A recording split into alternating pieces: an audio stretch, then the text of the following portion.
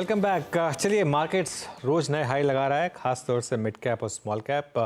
सिर्फ bank Nifty अभी भी थोड़ा दूर है, लेकिन बाकी बड़े इंडेक्सेस ऑल टाइम हाई पर। मोदी 3.0 के साथ बाजार की उम्मीदें काफ़ी हैं, स्पेशली जब से ये क्लियर हुआ कि ये सरकार ऑलमोस्ट मोदी 2.0 का कंटिन्यूएशन है, क्योंकि सारी बड़ी मिनिस्ट्रीज़ वही रही, कोई चेंजेस नहीं आए। किन सेक्टर्स पर फोकस करना चाहिए, इन सब पर बातचीत के लिए क्वेस्ट इन्वेस्टमेंट एडवाइजर्स के सीईओ अनिरुद्ध सरकार हमारे साथ जुड़ गए हैं। Anirudh, good afternoon. अनिरुद्ध, क्या आफ्टरनून अनुज। क्या करें अब इस समय रिटेल इन्वेस्टर, क्योंकि एक चीज़ तो क्लियर है, रिटेल इन्वेस्टर इस समय फुल तेज़ी में है, उसको डर नहीं है। और इवन जो उस दिन डिक्लाइन आई उसमें मैसिव बाइंग आई रिटेल की तरफ से। आपका क्या व्यू है इस समय? नहीं, आई थिंक पिछले कुछ आई वुड से 2-3 साल में एक चीज जो बहुत अच्छा देखने को मिल रहा है इज दैट हम लोग हमेशा बोलते थे कि the retail investors are the last ones to enter and FIIs are the one जो पैसा बनाते हैं। अभी जो देखने को मिल रहा है कि द रिटेल इन्वेस्टर्स डेफिनेटली बहुत स्मार्ट हो गए and it was very heartening to see कि मतलब जिस दिन बड़ा फॉल आया था मार्केट में उस दिन ऑलमोस्ट 22,000 करोड़ का बाइंग हुआ था from the domestic investors, which is a very good sign. दूसरा चीज जो दिख रहा है विद टाइप ऑफ मूव्स जो स्मॉल कैप मिड कैप में दिख रहा है, बहुत साफ दिख रहा है कि जो डोमेस्टिक पैसा है, I am not saying from the mutual funds but domestic का जो डायरेक्ट पैसा है विद डायरेक्ट इक्विटी का जो पैसा है वो definitely small cap and mid cap में एंटर कर रहा है। एंड आई थिंक बहुत सारे इन्वेस्टर्स थे जो बिफोर द इलेक्शन थोड़ा सा they had raised cash. Concern सबको ही था। एक महीना मैं बोलूंगा जो भी नॉइज हो रहा था with regard to the outcome of the election, उसमें काफी सारे लोग थोड़ा कैश रेज भी किए थे और काफी सारे लोग जो फ्रेश पैसा डालना था वो भी नहीं कर रहे थे। तो I think all that money is now coming into the market which is a good sign.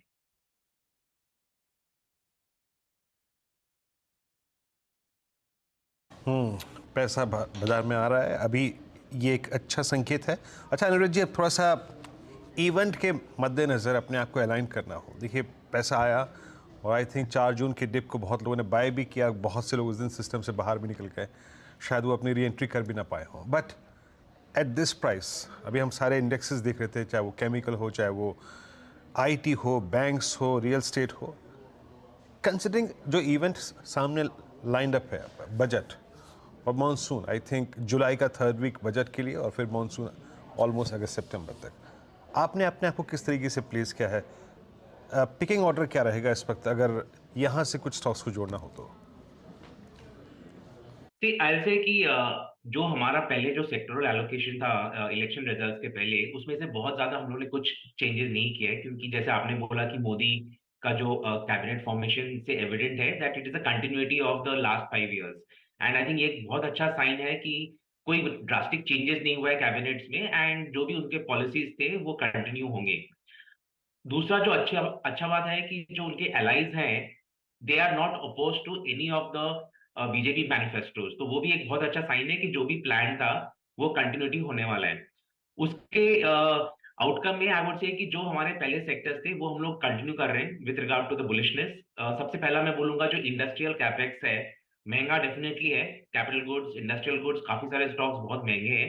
उसमें कुछ कुछ कंपनीज हैं in the mid cap small cap space जहां पे अभी भी वैल्यूएशन कंफर्ट दिख रहा है और जो अभी भी बहुत ज्यादा आई वुड से बाइंग वॉच लिस्ट में नहीं आए हैं। तो वो हम लोग कर रहे हैं definitely in the capital goods, industrial goods, जो बड़े बड़े कंपनीज हैं domestic as well as MNC companies, उसमें से भी कुछ आई थिंक इन्वेस्टर्स को रखना चाहिए। The main factor being that अगले 3-4 साल, 5 साल जो कैपेक्स अंडर गोइंग है इंडिया में वो definitely is just the beginning. तो ये होने ही वाला है एंड मिस्टर मोदी ने भी बोला है कि लास्ट 10 साल जो देखा है इट्स अ ट्रेलर, नेक्स्ट 5 साल में जो होने वाला है that be a big game changer. तो I think definitely capital goods, industrial, अगर हम लोग नेक्स्ट 1 ईयर का वैल्यूएशन देखेंगे महंगा लगेगा, लेकिन अगर हम लोग नेक्स्ट 2-3 साल के वैल्यूएशन से देखेंगे डेफिनेटली आई थिंक इस भाव पे बेचना नहीं चाहिए। And mid cap small cap में भी प्लेसेस है जहां पे वी कैन बाई। दूसरा एक बहुत बड़ा सेक्टर है जो आई थिंक डेफिनेटली अच्छा करेगा is your whole power and energy. उसमें आपका बहुत power generation as well as the EPC companies, I would say कि इसमें बहुत कैपेक्स होने वाला है both from production as well as distribution and transmission. तो ये जितने पूरा वैल्यू चेन है ऑफ पावर, वो एक एरिया है जहां पे हम लोग काफी बुलिश है and we have allocation over there. तो आई थिंक ये दो बड़ा सेक्टर है जहां पे डेफिनेटली इन्वेस्टर्स को फोकस करना चाहिए। अनिरुद्ध, सीमेंट पर आपका क्या व्यू है? आज काफ़ी शानदार मूव्स आ रहे हैं सीमेंट स्टॉक्स में। क्या इंडिकेट कर रहा है ये? पोर्टफोलियो में कितना हिस्सा आप सीमेंट पर रखना चाहेंगे? आई वुड से सीमेंट का जो मूव दिख रहा है आज, it is an outcome of जो पीएम आवास योजना का जो अनाउंसमेंट हुआ था। सबसे पहले हम लोगों ने मूव देखा था इन दी अफोर्डेबल हाउसिंग, उसके बाद हम लोगों ने कुछ द रियल एस्टेट कंपनीज में भी देखा, आज देखने को मिल रहा है द सीमेंट कंपनीज को। तो आई वुड से कि ये एक एक सेक्टर पकड़ के वो मूवमेंट हो रहा है।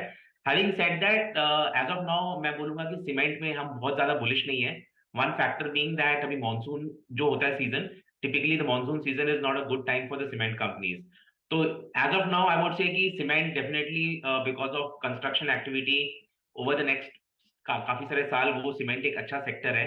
But I am confident, I am bullish from a medium to long term, but in the short term I think I am not very bullish on the cement space.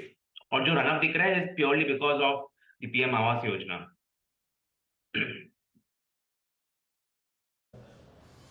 Okay, cement पे आप बहुत bullish नहीं है इस वक्त। अच्छा, एक दो थीम शायद पॉसिबली इस डिस्कशन में हम अनिरुद्ध जी एक बार फिर से बजट थीम पे आए, बट प्राइस वाइज बाजार अभी किस चीज़ में इंटरेस्ट दिखा रहा है उस पर फोकस करते हैं। बैटरी स्टॉक्स, आई थिंक हम सब बीते एक साल में ऑटो की प्राइस परफॉर्मेंस से काफ़ी प्रभावित हुए थे, लेकिन बैटरी स्टॉक्स की बीते 6 महीने के मूव ने उससे कहीं ज़्यादा अच्छा मूव दिया।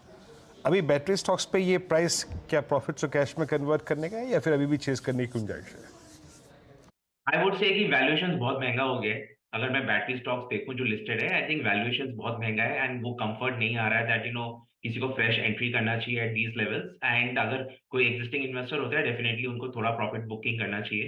Having said that, we don't have any battery stocks in our portfolio and हम लोग बहुत ज्यादा ट्रैक भी नहीं करते हैं, तो आई थिंक वो बहुत ज्यादा कमेंट नहीं करूंगा। बट वैल्यूएशन अगर देखूं तो काफी महंगा है एंड उनका जो बड़ा मूवमेंट आया है लास्ट 15 दिन में आया है। मीनवाइल एक बार बैंक निफ्टी लेकर आइए, वो वीकली एक्सपायरी वाले दिन 49,900 तोड़ा उसने एकदम से, और वो 49,900 की पुट 5 या 6 रुपये वाली एकदम से 60 रुपये तक गई। इस तरीके के मूव्स यहाँ पर देखने को मिले। ये खैर वीकली ऑप्शंस एक्सपायरी का कमाल होता है यहाँ पर। अनिरुद्ध, एक क्लियर कट मार्केट के ऊपर प्रेशर पॉइंट जो बना हुआ है वो है अभी भी HDFC बैंक। क्या एक साइन लग रहे हैं यहाँ पर कि अब बॉटम बनने के कुछ इंडिकेशंस हैं, या एटलीस्ट एक प्राइस बॉटम तो बन चुका है, टाइम वाइज भले करेक्शन होती रहे? I would agree with you. I think इसमें प्राइस करेक्शन की बहुत स्कोप नहीं है। आई थिंक ये जो 1500 का लेवल है, 1500 से 1580 का लेवल है, I think between that it has been hovering. तो यहाँ से आई डोंट थिंक सो बहुत ज्यादा प्राइस करेक्शन का उम्मीद है, बट आई वुड से कि टाइम करेक्शन हो सकता है। इसमें दो तीन बड़े इंपॉर्टेंट ट्रिगर्स है। आई थिंक एक है कि जो MSCI एडिशन का जो MSCI में जो उसका जो वेट इंडेक्स वेट बढ़ने का पॉसिबिलिटी है इन द ऑगस्ट रिव्यू, हो सकता है somewhere by end of this month end जुलाई काफी सारा नॉइज आए more around that, so that could be one of the events. दूसरा मैं बोलूंगा वैल्यूएशन अगर मैं देखूं purely, both the large private banks आपके जो कोटक और HDFC हैं, दोनों में definitely I think valuation comfort है। अगर मैं उसका हिस्टोरिक वैल्यूएशन चार्ट देखूं लास्ट 10 साल 15 साल का, they are at the rock bottom. So I think यहाँ से वैल्यूएशन करेक्शन तो गुंजाइश नहीं है, but yes I think time correction हो सकता है and it might continue to underperform the broader market.